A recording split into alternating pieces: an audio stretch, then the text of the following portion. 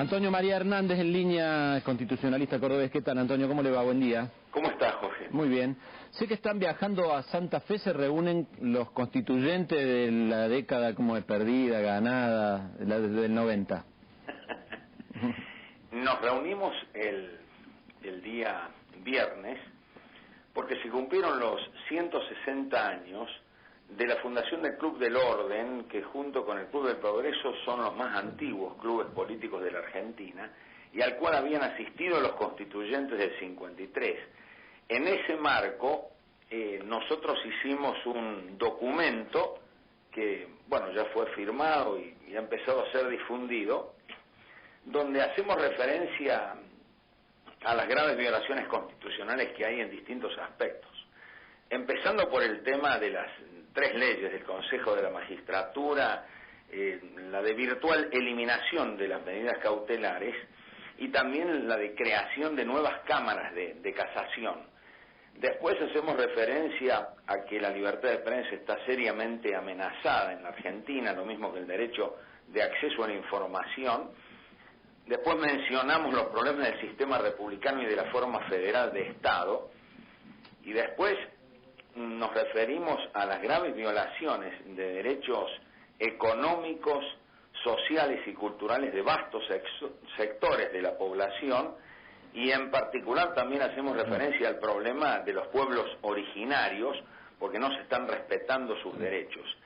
Finalmente mencionamos la importancia que tiene la Constitución como nación argentina hecha ley, según lo había dicho Juan María Gutiérrez, y la necesidad de que la Argentina vaya directamente a un cumplimiento estricto de la Constitución para encontrar el camino de la libertad, de la paz y de la justicia. Antonio, le quería hacer una pregunta de la práctica judicial, de la de todos los días. Sabemos cuál es la posición suya respecto a las leyes de reforma judicial. Hace un ratito estuvimos hablando con un abogado cordobés, el doctor Martín Carranza Torres, que presentó, o está a punto de presentar, perdón, porque se promulgó hoy la ley, un amparo colectivo en contra de la ley de reforma del Consejo de la Magistratura, diciendo que es claramente antirrepublicana. La pregunta es, ¿un juez tendría que dictar una medida cautelar para impedir que se llame a elecciones de consejero a la magistratura? Pero las medidas cautelares están anuladas por el gobierno, es decir, mejor dicho, si alguien la apela inmediatamente queda suspendida su acción. Entonces, ¿cómo se sale de eso? La verdad, Jorge, que es muy buena su pregunta. La verdad es que prácticamente han eliminado las medidas cautelares. Yo trato de explicarlo esto diciendo que es una carrera con vallas, lo que pasa es que las vallas las han colocado, es decir, cada menos metros, de tal manera que esto es muy difícil. Francamente, el único camino para que esto pueda tener algún grado de efectividad sería la presentación finalmente frente a un rechazo de algún juez de un per saltum para que esto vaya a la Corte y la Corte lo acepte, ¿no? Porque en verdad cada medida que está tomada es para que frente a una medida cautelar, usted lo ha dicho bien, la simple apelación del gobierno significa que caiga la medida cautelar. Entonces, frente a esto, tal vez el único camino sea el que yo le he expresado. Además, hay muy poco tiempo, porque las elecciones van a ser el 11 de agosto, me refiero a la elección de consejeros para el Consejo de la Magistratura. Por eso es muy difícil saber lo que realmente vaya a ocurrir. Lo que sí le puedo manifestar, Jorge, es que va a haber distintas presentaciones, sobre todo de colegios de abogados y también de organizaciones de magistrados. Sí. De tal manera que se van a presentar distintas acciones, que serán acciones de inconstitucionalidad o acciones de amparo. Así que vamos a ver qué es lo que ocurre con estas. Está bien, pero y en la faz práctica, entonces, cualquiera de todas estas organizaciones, instituciones o particulares que presenten un recurso de amparo, una cautelar o como se llame, en la justicia, el gobierno apela y suspende la cautelar de acuerdo a la vigencia de la nueva ley. Se presenta un recurso de per saltum, cualquiera o varios, ante la Corte Suprema de Justicia, y la Corte Suprema de Justicia está obligada a resolver antes de las elecciones ¿o no? La verdad es que normalmente la Corte no tiene plazos fijados para actuar. Por eso, Jorge, es muy difícil saber lo que vaya a ocurrir. es un tema delicado y complejo. La Corte Suprema ha sido muy remisa para actuar en este tipo de cosas.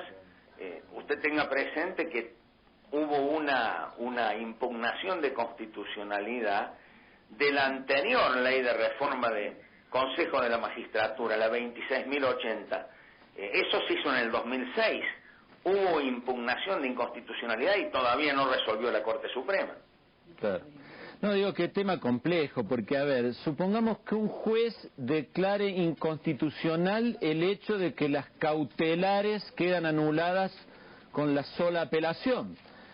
Y el gobierno apela esa medida, entonces finalmente, ¿qué rige? Entonces va a la Cámara. Pero mientras va a la Cámara, usted tiene, por un lado, una ley que dice que se mantiene lo que dice el gobierno, y un juez que dijo, no se mantiene lo que dice el gobierno, es lo que digo yo. Y queda ahí como un vacío, ahí ¿cómo es eso? ¿Cómo queda resuelto el tema? Por eso, la verdad, Jorge, usted lo ha dicho bien, se produce me parece que va a ser una situación similar a lo que fue en su momento el Corralito, porque las presentaciones intuyo que van a ser ante jueces federales de muchos lugares del país. Así que se pueden ir produciendo este tipo de soluciones que usted indica. Y también la lógica nos dice que finalmente debiera resolver esto la Corte Suprema de Justicia de la Nación. Claro, lo que pasa es que el Corralito, yo me acuerdo que muchos jueces decidían ante la presentación de un recurso de amparo, iban con la policía al banco y sacaban la plata, listo, después que apele el gobierno. Acá no es así, digamos. Claro. Acá la gente no es que pueda sacar sus votos, es decir, la elección es en agosto recién.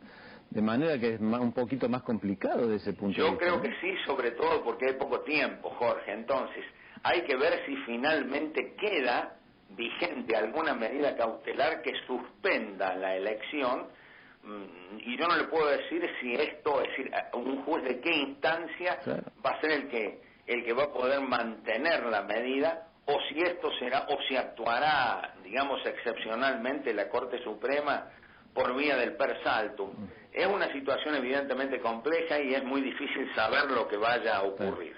Puede haber muchas variantes. Una que usted presentó, que me parece muy lógica, y espero que realmente sea así, porque es de una extrema gravedad, sobre todo para los sectores populares, es el tema de la virtual eliminación de las medidas cautelares, ¿no? Con esta legislación, imagínese la situación de jubilados, la situación de los obreros, o la situación de empleados públicos o de sectores que sufren la arbitrariedad del Estado y que naturalmente sin una medida cautelar no tienen ninguna posibilidad de tener una justicia verdaderamente oportuna, rápida y justa. O sea que es de extrema gravedad, por ejemplo, lo que usted acaba de señalar en particular, el tema de las medidas cautelares.